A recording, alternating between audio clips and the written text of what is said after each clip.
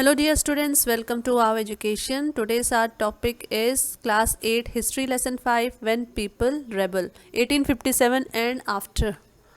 So the important topics which we are going to cover in this lesson are Nawabs, peasants and sepoys, Meerut to Delhi, mutiny and aftermath.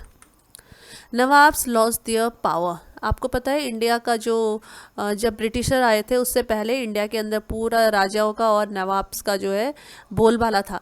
Since the mid 18th century nawabs and rajas had gradually lost their authority and honour. तो इससे पहले देखा है आपने 1657 से लेके 1857 के बीच का जो 100 ईयर्स था, उस समय ब्रिटिशर्स ने बहुत ऐसे रूल्स लेके आए जिनके कारण जो है बहुत सारे राजाओं और नवाब को अपनी टेरिटरी को लूज़ करना पड़ा और उनकी पूरी ऑथोरिटी और पावर बिल्कुल ख़त्म हो गई। The freedom of the rulers reduce हो गया and their arm force disbanded. उनकी जो आर्म फोर्स थी उनको भी ब्रिटिशर्स ने रखने से मना कर दिया।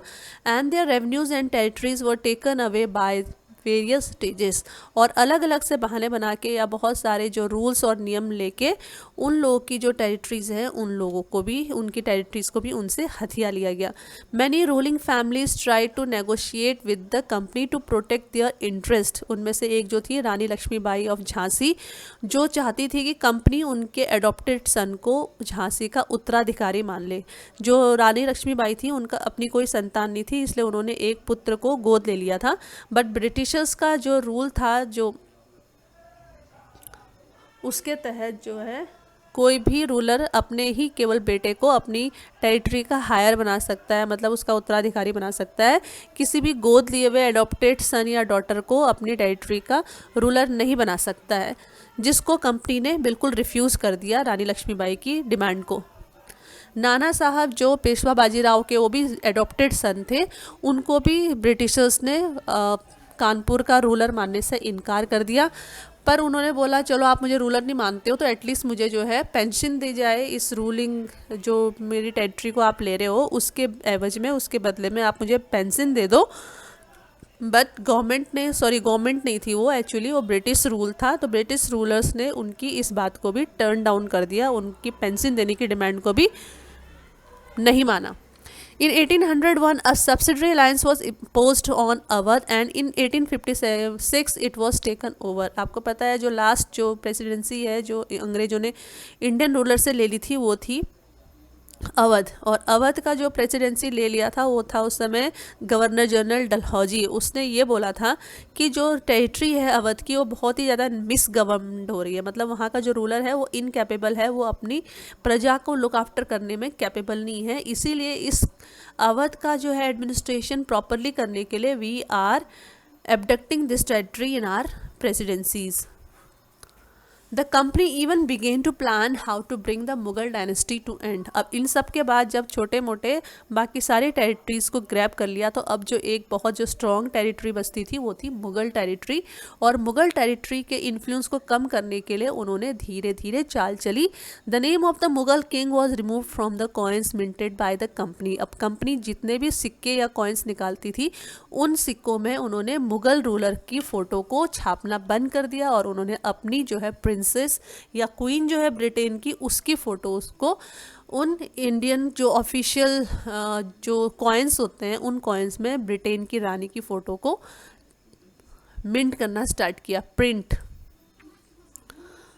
इन 1849 गवर्नर जनरल डलहौजी ने अनाउंस किया कि बहादुर शाह जफ़र के बाद जो रॉयल फैमिली है वो रेड फोर्ट से बाहर निकाल दी जाएगी, उनको दिल्ली में किसी और जगह पे रहने के लिए जगह दे दी जाएगी। आपको पता है जो रेड फोर्ट है दिल्ली का वो ऑफिशियल सीट है मुग़ल एम्पायर का, मुग़ल डायनेस्टी का।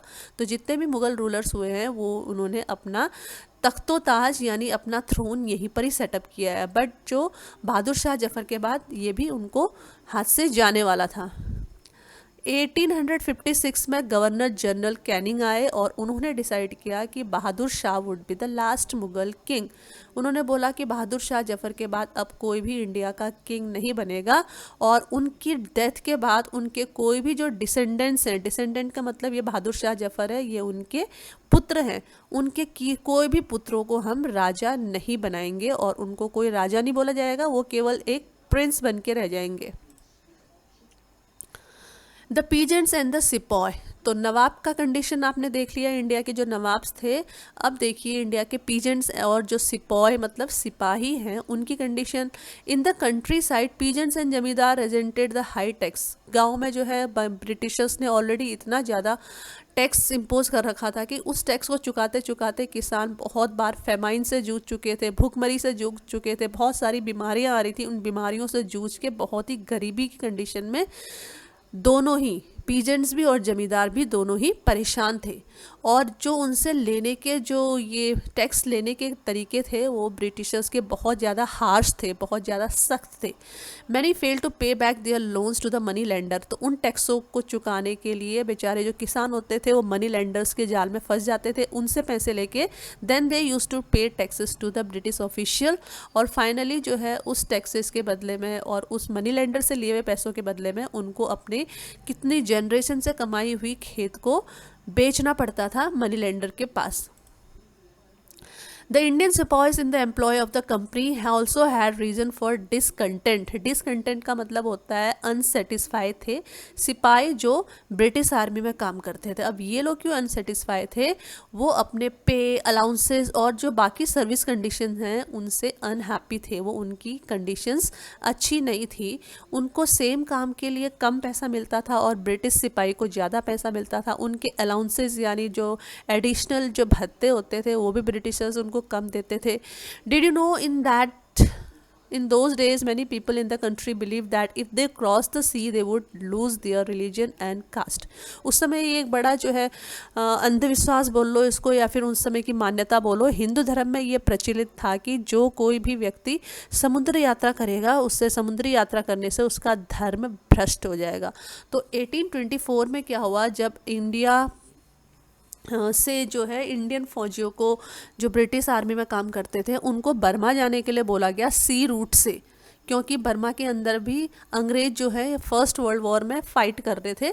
तो उनको बोला गया वहाँ जाओ, बर्मा जाओ। तो इंडियन सोल्जर्स ने रिफ्यूज़ कर दिया और उन्होंने ऑर्डर नहीं माना सी रूट से जाने के लिए। तो फाइनली जो है उनको लैंड रूट से भेजा गया। ये देखिए इंडिया से बर्मा जाने के लिए सी रूट बहुत इजी पड़ता है ना। बट जब इंडियन फौजी सी रूट पे यानी समुद्र की यात्रा करने के लिए उन्होंने मना कर दिया तो तब उनको इतना लंबा रास्ता करके बर्मा के लिए लैंड रूट से भेजा गया। और जिन्होंने मना किया उनको बहुत बुरी तरह से ब्रिटिश ऑफिशियल्स ने उनको पनिश किया। और and since the issue did not die down in 1856 the company passed a new law. इस रिफ्यूजल को देखते हुए आने वाले कमिंग ईयर्स 1856 में कंपनी ने एक न्यू लॉ पास किया। उसके अकॉर्डिंग जो कोई भी इंडियन ब्रिटिश आर्मी में रिक्रूट होगा, भर्ती होगा, उसको एक एग्रीमेंट पे साइन करना पड़ेगा जिसके तहत उसको किसी भी ओवरसीज़ यानी किसी भी कंट्री की जो यात्रा है उसको करने के लिए उसको ना नहीं कह सकता है, सी रूट से भी उसको जाना पड़ सकता है। सिपाहीज also reacted to what was happening in the countryside. आपको पता है जितने भी सिपाही होते हैं वो जय जवान जय किसान, मतलब वो किसान भी होते हैं, वो बेसिकली गांव से ही होते हैं। तो उनकी फैमिली गांव में ही रिसाइड कर रही होती है। तो जो अपने गांव के कंडीशन के बारे में सोचते थे और उनके बारे में सुनते थे तो उनको भी बहुत दुख होता था। और many of them were peasants and had families living in the villages, so the anger of the peasants quickly spread among the सिपाही। तो गाँव में जो टैक्स देने से परेशान किसान थे उनकी खबर, उनकी न्यूज़ सिपाहीज तक भी पहुंचनी शुरू हो गई थी, सिपाहियों तक भी पहुंचनी शुरू हो गई थी, जिससे भी इनके अंदर गुस्सा था। The British believe that Indian society had to be reform. जो ब्रिटिशर्स थे उनमें से सारे ब्रिटिशर्स एक ही जैसे नहीं थे, कुछ जो हैं इंडियन लोगों के लिए अच्छे काम भी करने चाहते थे। तो उनमें से ही कुछ लोगों ने सोचा कि इंडियन रिचुअल्स में, इंडियन हिंदू धर्म में बहुत सारी ऐसी रीतियां हैं जो अच्छी नहीं हैं, जिनको हटाने की ज़रूरत है। तो उन लोगों ने क्या किया, उन्होंने जो है सती प्रथा जो था सबसे बड़ा जो बेनिफिट किया उन्होंने इंडियन लोगों के लिए, इंडियन वुमेन के लिए, सती प्रथा को उन्होंने बैन कर दिया, उसको कहीं पर भी कंडक्ट कराना बिल्कुल ही कैंसिल कर दिया। और दूसरा जो है उन्होंने लॉ पास किया कि जो विडोज़ हैं उनकी भी रीमैरिज हो सकती है। पुराने ज़माने में क्या होता था, बहुत जल्दी बहुत छोटी उम्र में girls were married and once their husband is died तो they have to remain widow in very severe condition inside their house in the lock room with their bald heads, है ना, थ्रू आउट देयर लाइफ। बहुत poor condition में उनको रखा जाता था। तो छोटी छोटी बच्चियां भी होती थी जो बेचारी, जिनको शादी का मीनिंग भी नहीं पता होता था, वो इतनी छोटी उम्र में ही वो विधवा हो जाती थी। तो विडो रीमैरिज भी ब्रिटिशर्स ने इनकरेज किया। इसके अलावा English language education was actively promoted. पूरी इंडिया में इंडियन लैंग्वेज को एबॉलिश करके जितने भी पाठशाला थे उनको उन्होंने स्कूल्स में बदल दिया, और गुरुकुल्स को उन्होंने, पाठशालाओं को उन्होंने जो है इंग्लिश एजुकेशन सिस्टम से रिप्लेस कर दिया, और उसमें इंडियन लैंग्वेज को छोड़ के इंग्लिश लैंग्वेज के मीडियम में वहाँ पे एजुकेशन स्टार्ट कर दी। After 1830, the company allowed Christian missionaries to function freely in its domain and even own land and property. और 1830 के बाद जो ब्रिटिश कंपनी ने, जो ब्रिटिश मिशनरीज थे, आपको पता है मिशनरीज कौन होते हैं? जो अपने रिलीजन को प्रोपोगेट करते हैं या फिर जो कन्वर्जन में हेल्प करते हैं। तो they started working in India freely, और उन लोगों को इंडिया के अंदर कहीं पर भी ज़मीन लेके अपने चर्चेस बनाने की परमिशन मिल गई। और 1850 में एक न्यू लॉ पास किया गया ब्रिटिशर्स के द्वारा। According to this rule the conversion was made very easy. मतलब जो क्रिश्चियन कन्वर्ट हो जाता था उनके लिए जो है ये सिस्टम बहुत इजी हो गया। This law allowed an Indian who had converted to Christianity to inherit the property. तो जो भी इंडियन या जो भी हिंदू मुस्लिम जो भी क्रिश्चियनिटी में कन्वर्ट हो जाता था उसको उसकी प्रॉपर्टी में भी राइट मिल जाता था। तो ये एक तरफ से लालच दे रहे थे ब्रिटिश लोग इंडियन लोगों को कि हमारे रिलीजन को आप लोग एक्सेप्ट कर लो। Many Indians begin to feel that their British were destroying their religion, their social custom and their traditional way of life. तो बहुत सारे इंडियन लोग जो जागरूक थे, जो उस समय के पढ़े लिखे लोग थे, उन लोगों को धीरे धीरे फील होने लगा कि जो ब्रिटिशर्स आए हैं वो केवल उनके ऊपर रूल ही नहीं कर रहे, इनफैक्ट वो उनके रिलीजन के साथ भी छेड़छाड़ कर रहे हैं, उनके ट्रेडिशन, उनके कस्टम्स को भी ख़त्म कर रहे हैं। और एक टाइम आएगा इंडिया के अंदर इंडिया की खुद का जो है कोई आइडेंटिटी नहीं रह जाएगी। Through the eyes of the people, the list of 84 rules, excerpt from the book माझा प्रवास रिटन बाय विष्णु भट्ट गोडसे। एक ब्राह्मण था जो महाराष्ट्र का था, उसका नाम था विष्णु भक्त गोडसे। उसने एक बुक लिखी है, उसका नाम है माझा प्रवास। और जब वो अपने अंकल के साथ एक यज्ञ को अटेंड करने के लिए मथुरा जा रहा था तो ऑन द वे उसको कुछ लोग मिले जो उसको बताते हैं कि आप जो है आगे मथुरा में नहीं जा सकते हैं क्योंकि कुछ वहाँ पे अनहोनी होने वाली है या फिर कुछ विद्रोह होने वाला है, so better you return to your village. तो ये बात हमको कहाँ से पता चलती है? ये बात उसने अपनी बुक में लिखी हुई है। The list of 84 rules. The English were determined to wipe out the religions of the Hindus and the Muslim by making a list of 84 rules and announced these in a gathering of all big kings and princes in Calcutta. तब वो आदमी सिपाही विष्णुदत्त को बताता है कि अभी कुछ दिन पहले एक मीटिंग हुई है, उस मीटिंग में इंडिया के सारे राजाओं और प्रिंसेस को बुलाया गया और एक तरफ ब्रिटिशर्स बैठे और उन लोगों ने ऐसे 84 रूल्स बना रखे हैं जिसके तहत हिंदू और मुसलमान धर्मों के बहुत सारे जो नियम हैं, जो बहुत सारे कानून हैं, उन कानूनों को ख़त्म करने की बात की है। तो इस मीटिंग में जितने भी किंग्स आ रखे थे उन सब ने इस रूल को अपोज किया, किसी ने भी ब्रिटिशर्स की बात नहीं मानी है और उसके बाद वो मीटिंग को बीच में छोड़ के चले गए। अब वो सारे किंग्स और प्रिंसेस आपस में मिल के एक ऐसी योजना बना रहे हैं जिसके तहत वो लोग ब्रिटिशर्स को अपने देश से निकालने के लिए कुछ प्लान करने जा रहे हैं। In the memoirs of Subedar Sitaram Pandey was recruited in 1812 as a sepoy in the Bengal Native Army. Britishers की एक बटालियन थी, उसका नाम था बंगाल नेटिव आर्मी। तो ये जो सूबेदार सीताराम पांडे हैं, इन्होंने एक बुक लिखी है या फिर अपने मेमोइर्स लिखे हैं, अपने स्मरण लिखे हुए हैं। उन्होंने इंग्लिश ईस्ट इंडिया कंपनी के लिए 48 ईयर्स काम किया और 1860 में जब वो रिटायर्ड हुए तो उन्होंने ब्रिटिश आर्मी को एक जो रेबिलियन था, रेबिलियन का मतलब होता है एक जो म्यूटिनी यानी विद्रोह था, उसको दबाने में बहुत सक्सेसफुली काम किया था। तो उनके काम से खुश होके एक ब्रिटिश ऑफिशियल ने उनको अपने एक्सपीरियंसेस को पेन डाउन करने के लिए बोला, उनको लिखने के लिए बोला। ही कम्प्लीटेड द राइटिंग्स इन 1861। उन्होंने जो लिखा था वो अवधि में लिखा था और उसके बाद नॉरगेट जो उनका कमांडिंग ऑफिसर था उनकी यूनिट का, उसने उसकी बुक को इंग्लिश में ट्रांसलेट किया और उस बुक का नाम है फ्रॉम सिपॉय टू सूबेदार।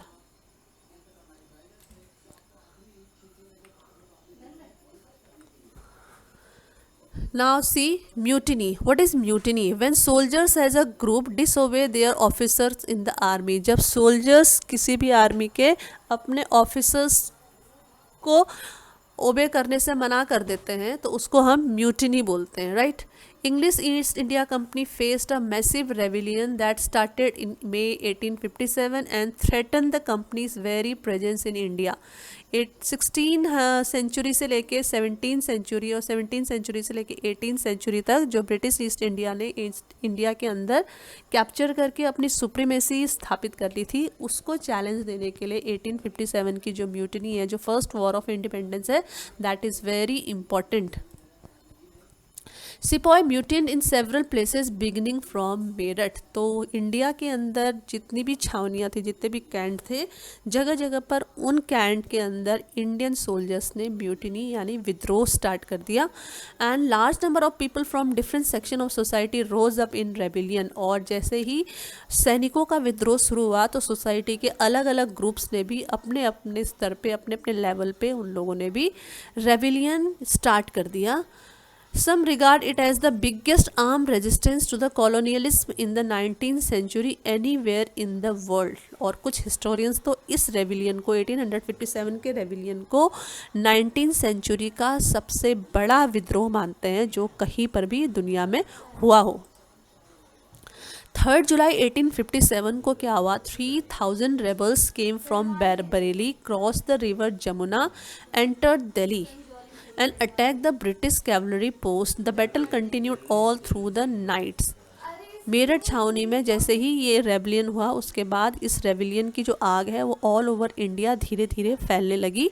और इसके बाद 3 जुलाई 1857 को ये इंसिडेंट हुआ. दिल्ली के अंदर जो एक बहुत ही स्ट्रॉन्ग कैंटोनमेंट था ब्रिटिश गवर्नमेंट का, उसके अंदर जैसे ये 3000 रेबल्स आ गए तो उन लोगों ने जो दिल्ली के अंदर डिप्लॉय थे इंडियन आर्मी के जो सोल्जर्स थे, ब्रिटिश आर्मी के जो सोल्जर्स थे, जो इंडियन थे, उन लोगों ने भी इन रेबिलियन विद्रोहियों का साथ दिया और रात भर जो है खून खराबा होता रहा वहाँ पे. On 29th March 1857, a young soldier Mangal Pandey was hanged to death for attacking his officers in Barrackpore. तो जो मंगल पांडे है उसको 29 मार्च 1857 को फांसी की सज़ा दे दी गई क्योंकि उसने अपने ऑफिसर यानी बैरकपुर, ये जगह है आपकी वेस्ट बंगाल में, वहाँ पर उसने अपने ऑफिसर के ऊपर अटैक किया था. और उसके कुछ दिनों बाद जो मेरठ छावनी के जो रेजिमेंट के जो सिपॉयस हैं उन लोगों ने भी आर्मी ड्रिल करने से मना कर दिया था. और आर्मी ड्रिल करने से क्यों मना कर दिया था? The reason was the new cartridges. Now the cartridges which were suspected of being coated with the fat of cows and pigs.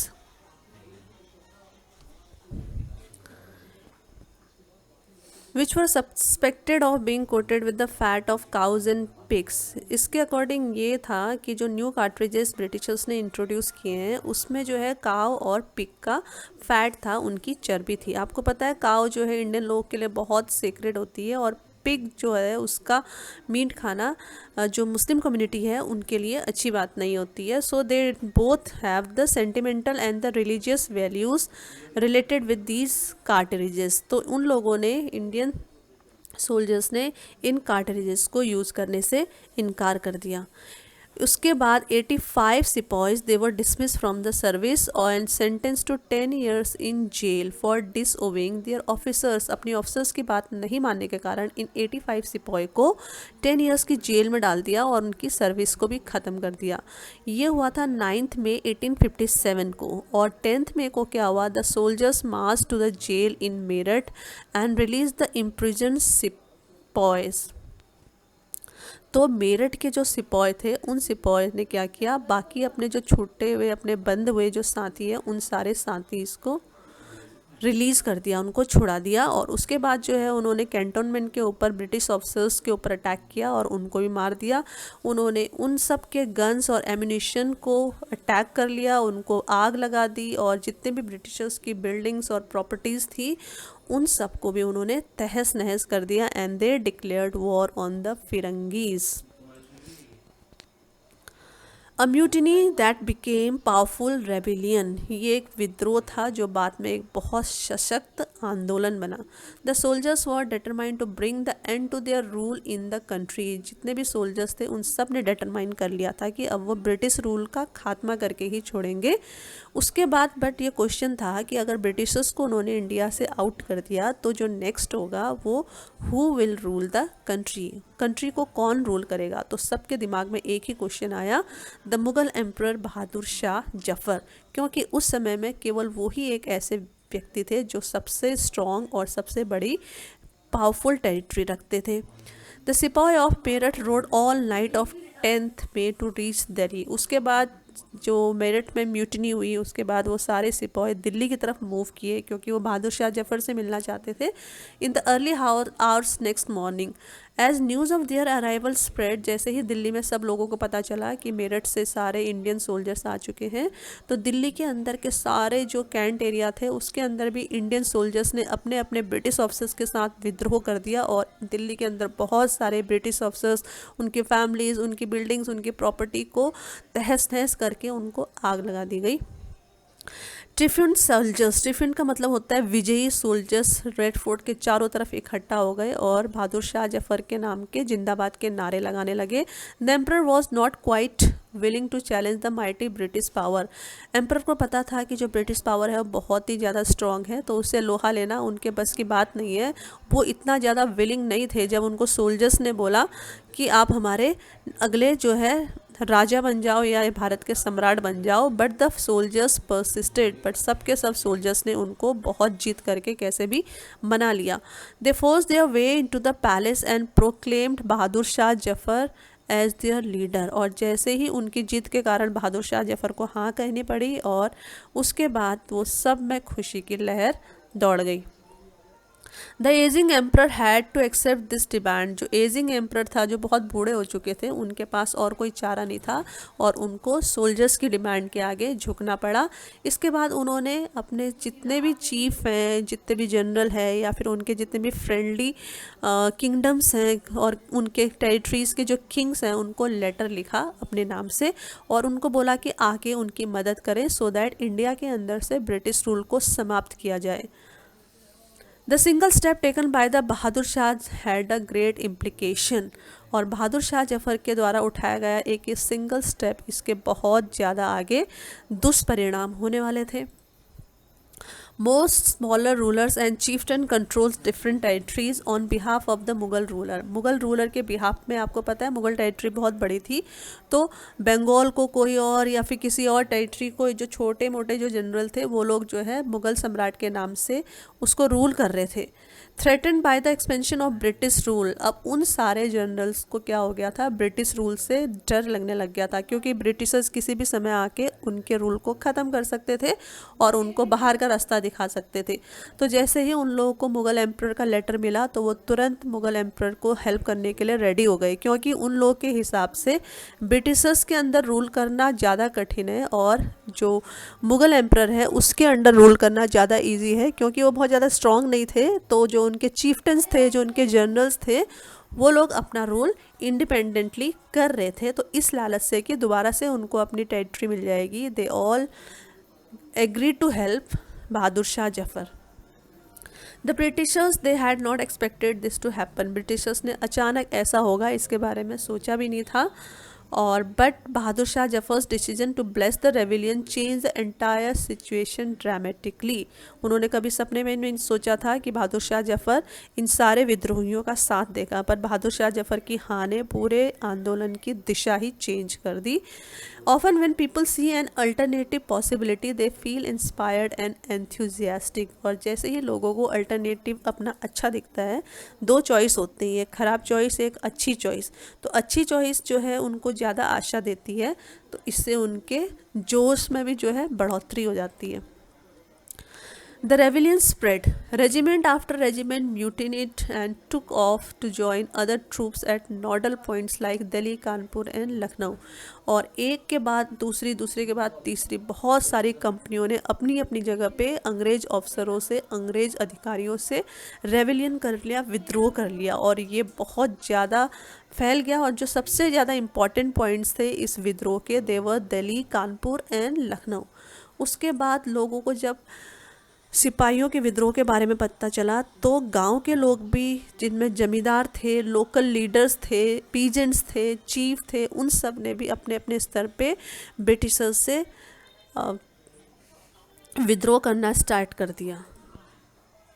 Nana Sahib, the adopted son of late Peshwa Bajirao who lived near Kanpur, उन्होंने भी एक army अपनी gather कर दी और उसके बाद Britishers को अपने टाउन कानपुर से बाहर खदेड़ दिया और अपने आप को उन्होंने पेशवा घोषित कर दिया और उन्होंने बोला मैं एम्परर बहादुर शाह जफर के फ्लैग के अंडर में काम कर रहा हूँ, उनका सिपाही बन के। अब लखनऊ में बिरजिस कादर, जो नवाब वाजिद अली शाह का डिपोज सन था, डिपोज सन का मतलब होता है उसको अंग्रेजों ने गद्दी से हटा दिया था, हु प्रोक्लेम द न्यू नवाब, इसको लोगों ने नया नवाब घोषित कर दिया अवध का। He to acknowledge the suzerainty of Bahadur Shah Zafar. His mother Begum Hazrat Mahal took an active part in organising the uprising against the British. चूँकि जो ये नवाब थे ये बहुत यंग थे, ये 15 साल के थे केवल, तो इनकी मदर जो थी बेगम हजरत महल, उन्होंने बहुत स्ट्रांगली अवध के अंदर, लखनऊ के अंदर अपनी टीम को हैंडल किया, अपने सैनिकों को जोश से भरा। झांसी में जो ये मोर्चा था, ये मोर्चा संभाला रानी लक्ष्मीबाई ने, जिसने विद्रोह की कमान झांसी के अंदर फैलाई और उन्होंने ब्रिटिशर्स के खिलाफ बहुत घमासान लड़ाई लड़ी with Tatya Tope and the general of Nana Saheb. मांडला जो मध्य प्रदेश में है, वहाँ पर रानी अवंतीबाई लोधी थी, जिन्होंने रामगढ़ के अंदर एक अपनी 4000 सोल्जर्स की सेना को स्थापित किया और वो ब्रिटिशर्स के अगेंस्ट वो लड़ाई की। The Britishers were defeated in a number of battles. तो सब तरह से ब्रिटिशर्स के ऊपर इतने अटैक्स हो रहे थे तो ब्रिटिशर्स बुरी तरह पराजित हो रहे थे। This convince the people that the rule of British had collapse for a good and give them confidence to take the plunge and join the rebellion. तो ऐसे जब लोगों ने देखा कि ब्रिटिशर्स एक के बाद एक हर जगह पे हारे जा रहे हैं, तो उन लोगों का जोश बढ़ा और उन लोगों ने से ज़्यादा विद्रोहियों का साथ अपने हर कीमत पर दिया और पूरे इंडिया में जो है विद्रोह की आग फैल गई। On 6 August 1857 we find a telegram send by lieutenant colonel Tytler to his commander in chief expressing the fear. तो एक लेटर मिलता है जो इन्होंने लिखा था, जिनका नाम है कर्नल टाइटलर, जिन्होंने अपने CNC कमांडर इन चीफ को लिखा था। उसमें लिखा था हमारे जो मेन हैं are cowed by the numbers oppose to them and the endless fighting. हमारे जो आदमी है उनकी बुरी तरह से हार हो रही है सारे के सारे फाइट्स में, और अगर जल्दी से कुछ न किया गया तो हम लोग जो है इंडिया से बाहर निकलना पड़ेगा। Many new leaders came up. For example, Ahmadullah Shah, a Maulvi from he was a Maulvi from Faizabad, who had collected and gathered all his followers, and he went to Lucknow to support the fight against the Britishers. Delhi में a large number of गाजीज means religious warriors who were lot of in number, और उन लोगों ने भी fight को continue रखा against the white people. A soldier from Bareilly, Bakht Khan, he took charge of a large force of fighter who came to Delhi. He became a key military leader of the rebellion. Bihar में an old जमींदार जिसका नाम कुंवर सिंह था, he joined the rebel sepoys and battled against the British for many months.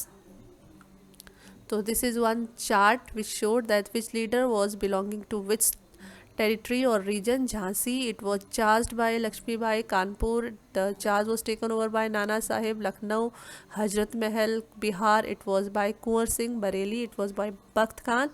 Faizabad, it was by Ahmadullah. Now see the company fights back.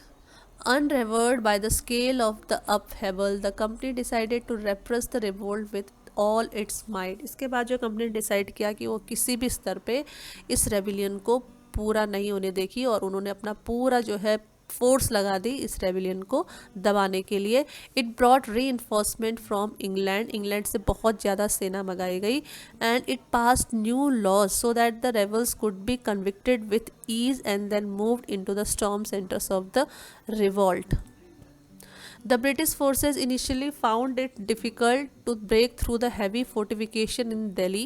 On 3rd September 1857 reinforcement arrived. जो India के अंदर जो soldiers थे British, उन लोगों के लिए बहुत डिफ़िकल्ट हो गया था कि वो रेड फोर्ट को दोबारा से रिकैप्चर करें. बट 1857 3rd सितंबर को जब उनका री दिल्ली के अंदर अराइव हुआ तो उसके बाद उन लोगों ने बहुत सारे एलिफेंट्स और कार्टलेट्स और एमिनेशन की मदद से पूरी दिल्ली के रेड फोर्ट को दोबारा से रिकैप्चर कर लिया. The British troop blow up Kashmiri Gate to enter Delhi. Kashmiri Gate के ऊपर उन्होंने तोप से उसको उड़ा दिया और उसके बाद उन लोगों ने दिल्ली के अंदर एंटर किया, जहाँ पर सारे इंडिया से जो रेबिलियन सोल्जर्स थे वो इकट्ठा हुए थे. British forces captures the rebels near Kanpur. Kanpur के पास भी जितने रेबिलियन सोल्जर्स थे उनको भी ब्रिटिशर्स ने उनको कैप्चर कर लिया. The last Mughal emperor Bahadur Shah Zafar was tried in the court and sentence to life imprisonment. उनको जो लास्ट बहादुर एम्पर थे इंडिया के बहादुर शाह जफर, उनका कोर्ट में मुकदमा चला और उनको लाइफ इम्प्रिजमेंट यानी उम्र कैद की सज़ा हो गई. उनका इंडियन लोगों के साथ कनेक्शन मिटाने के लिए ब्रिटिशर्स ने एक चाल चली और उनको जो है लाइफ इम्प्रिजमेंट इंडिया नहीं बर्मा की जेल में दिया गया. And he was sent to prison in Rangoon in October 1858. Bahadur Shah Zafar died in the Rangoon jail in November 1862 और वहाँ पर जो है उनकी दुख और अपने देश से दूर होने के गम में नवंबर 1862 को देहांत हो गया. The recapture of Delhi, however, did not mean that the rebellion died down after that. तो जैसे ही दिल्ली के ऊपर ब्रिटिशर्स ने अपना दोबारा से कब्जा जमा लिया, इसका मतलब ये नहीं हुआ कि ऑल ओवर इंडिया से जो है रेबिलियन ख़त्म हो गया था. लोग अपने अपने स्तर पे ब्रिटिशर्स के खिलाफ अभी भी मोर्चा निकाल रहे थे. And it took Britishers 2 year, 2 लंबे साल लगे इस रेबिलियन को दबाने के लिए. लखनऊ वॉज टेकन इन मार्च 1850. लखनऊ को दोबारा से ब्रिटिशर्स ने कब्जा कर लिया 1858 में. रानी लक्ष्मीबाई युद्ध में वीर गति को प्राप्त हो गई ब्रिटिशर्स के साथ लड़ते हुए. 1858 में Rani Avantibai who after initial victory in Kheri chose to embrace death when surrounded by the Britishers on all side. जब चारों तरफ से वो घिर गई तो उन्होंने खुद के प्राण त्यागने ज़्यादा बेहतर समझे. तात्या टोपे जो है जंगल में चले गए अपने पूरे आर्मी के साथ छुप के और वहीं से वो अपने आर्मी के साथ गुरिल्ला वॉर ब्रिटिशर्स के साथ करते रहे और फाइनली उनको कैप्चर कर लिया गया और अप्रैल 1859 में उनको भी मौत के घाट उतार दिया गया. The Britishers also tried their best to win back the loyalty of the people. अब जो है ब्रिटिशर्स ने फिर से इंडियन जो लोग थे जिन्होंने रेबिलियन में कोई पार्टिसिपेशन नहीं किया था और ब्रिटिशर्स का साथ दिया था, उनके ऊपर प्राइज़ और इनामों की बौछार कर दी. और जो उनके लॉयल लैंड लॉर्ड्स थे, लॉयल लैंड होल्डर्स थे, जो उनके फेथफुल थे, उनको उन्होंने उनकी ज़मीन का ट्रेडिशनल राइट यानी प्रॉपर्टी के ऊपर राइट दे दिया. और जिन्होंने रेवल्ट किया था और उनको बोला गया कि अगर आप लोगों ने किसी को भी किल नहीं किया है, किसी वाइट ब्रिटिशर्स को किल नहीं किया है, तो इसके बदले में आपको इनाम दिया जाएगा. 100 of sepoys, rebels, nawabs and rajas, they were tried in the court and were hanged till death. The Britishers had regained control of the country by the end of 1859. 1859 तक 2 साल 57 में रेबिलियन स्टार्ट हुआ था, तो 1859 तक Britishers ने दोबारा से पूरी कंट्री के ऊपर अपना दोबारा से अधिकार जमा लिया. The British parliament passed a new act in 1858 and transfer the powers of the East India Company to the British crown. और इस रेबिलियन के बाद एक जो सबसे बड़ा जो चेंज आया था, अब इंडिया का ऑक्यूपेंसी ईस्ट इंडिया कंपनी के हाथ से निकल के ब्रिटिश क्राउन यानी ब्रिटिश गवर्नमेंट के हाथ में चली गई थी. A member of the British cabinet was appointed secretary of state for India. जैसे इंडिया की पार्लियामेंट है ऐसे ब्रिटिश पार्लियामेंट में एक जो मेंबर है वहाँ का, उसको स्पेशली इंडिया का जो मैटर है उसको देखने के लिए अपॉइंट किया गया, जिसको secretary of state for India यानी फॉरेन मिनिस्टर इंडिया के लिए उसको अपॉइंट किया गया। He was given a council to advise him call the Indian council, और उसकी मदद करने के लिए उसको एक काउंसिल की कमेटी दी गई जो कि इंडिया काउंसिल कहलाई गई। The governor general of India was given the title of viceroy. अब जो टाइटल था गवर्नर जनरल का उसको चेंज करके उसको वाइसरॉय बना दिया गया, और जो सीधे अब क्राउन के लिए रिस्पॉन्सिबल था, यानी जो ब्रिटिश के जो प्रिंस था या जो प्रिंसेस थी उसके लिए रिस्पॉन्सिबल था, ना कि ईस्ट इंडिया कंपनी के लिए। All ruling chiefs of the country were assured that their territory would never be annexed in future। और बाकी जो इंडिया के अंदर बच गए थे राजा और नवाब, उनको ये एश्योरेंस दिया गया कि उनकी टेरिटरीज़ को ब्रिटिश लोग एनेक्स नहीं करेंगे, बट उनको ब्रिटिश लोगों के बिहाफ पे रूल करना पड़ेगा, यानी उनकी खुद की पावर नहीं रहेगी बट वो ब्रिटिश पावर के अंडर में काम करेंगे। They were made to acknowledge the British queen as their sovereign paramount, और उन लोगों को ये फोर्स किया गया कि वो ब्रिटिश क्वीन को ही अपना सुप्रीम पावर यानी सुप्रीम फोर्स माने। नेक्स्ट है, it was decided that the proportion of Indian soldiers in the army would be reduced, और उसके बाद ब्रिटिश आर्मी में जो इंडियन सोल्जर्स की जो संख्या थी उसको घटा दी गई, सो दैट फ्यूचर में दोबारा से कोई म्यूटिनी ना हो, और इनफैक्ट यूरोपियन सोल्जर्स की जो स्ट्रेंथ है उसको बढ़ा दी गई। और it was also decided that instead of recruiting soldiers from Awadh, Bihar and central India, और ये डिसाइड किया गया कि नॉर्थ इंडिया में अवध यानी जो अयोध्या आपका लखनऊ है और बिहार है और जो सेंट्रल इंडिया है, यहाँ के लोगों को आर्मी में रिक्रूट नहीं किया जाएगा क्योंकि ये लोग बहुत ज़्यादा पेट्रोटिक होते हैं। इनकी जगह पे जो गोरखा हैं, जो सिख हैं और जो पठान हैं, जिनका इंडिया के लिए कोई पेट्रोटिज्म नहीं है, उनको ब्रिटिश आर्मी में रिक्रूट किया गया। नेक्स्ट है, the land and the property of Muslim was confiscated on the large scale, और इस रेबिलियन के बाद मुस्लिम लोगों की प्रॉपर्टी को बहुत ज़्यादा ब्रिटिशर्स ने अधिग्रहण कर लिया। वो इसलिए हुआ क्योंकि बहादुर शाह जफर ने इस म्यूटिनी में विद्रोहियों का साथ दिया था और ब्रिटिशर्स के खिलाफ कॉन्स्पिरेसी की थी। उसके बाद से ब्रिटिशर्स ने हर मुस्लिम को शक की नज़र से देखना स्टार्ट किया, और कभी भी मुस्लिम उनके लिए फेथफुल नहीं रहे। The British decided to respect the customary religious and social practices of the people in India. उसके बाद ब्रिटिशर्स ने डिसाइड किया कि वो हिंदू या मुस्लिम लोगों के जो रीजनल या रिलीजियस प्रैक्टिसेस हैं, जो उनके तौर तरीके हैं, रीति रिवाज हैं, उनमें दखल नहीं देंगे। Policies were made to protect landlords and jamidars and give them security of right over their lands. Thus, a new phase of history began after 1857. Rooms of the residency in Lucknow in June 1857। ये लखनऊ की एक building है जिसका नाम residency palace है। The rebel forces begin the siege of the residency. जो rebel forces थे, जो विद्रोही थे, उन लोगों ने इस पैलेस को भी चारों तरफ से घेर लिया था। तो आपको अभी भी देखो इसमें बंदूक की गोलियों के और तोप के बारूदों के जो गोले हैं उनके निशान मिल सकते हैं इस बिल्डिंग को डैमेज करने में, और इस पूरे बिल्डिंग को बॉम्बार्डमेंट से नष्ट कर दिया गया था। Hit by a shell, Henry Lawrence, the chief commissioner of Awadh, died in one of the rooms that you see in the picture। इसके एक रूम में जो अवध का कमिश्नर था, चीफ कमिश्नर, वो भी विद्रोहियों के गोले से मारा गया। Now these are the important questions which are related to this lesson. You can pause the video anytime and read the questions, answer them on your own. You can get all the answers from this video only. If still you don't understand the question, you do watch the video again, and please do like and subscribe our channel, that is Wow Education. Thank you so much.